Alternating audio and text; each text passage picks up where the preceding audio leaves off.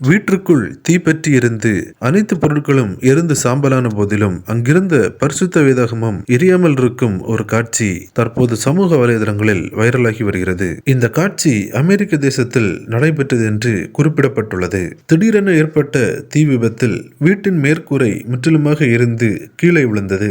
அந்த சமயத்தில் வீட்டின் கீழே இருந்த பல பொருட்கள் தீயிலிருந்து சாம்பலாகி உள்ளது.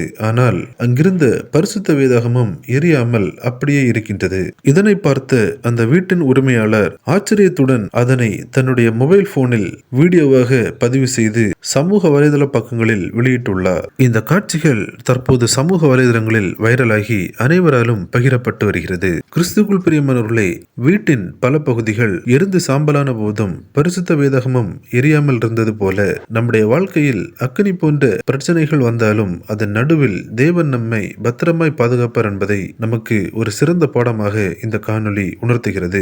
இந்த அருமையான காட்சிகளை தவறாமல் உங்கள் நண்பர்களுக்கும் பகிர்ந்து கொள்ளுங்கள். நம் தேவனுடைய நாமம் மகிமையடையட்டும். கிறிஸ்துவுக்குள் பிரியமானவர்களே, இந்த தகவலை தவறாமல் உங்கள் நண்பர்களுக்கும் பகிருங்கள். எங்களோடு இணைந்து பயணிக்க இந்த சேனலை சப்ஸ்கிரைப் செய்து கொள்ளுங்கள். தேவன் தாமே உங்களை ஆசீர்வதிப்பாராக. ஆமென்.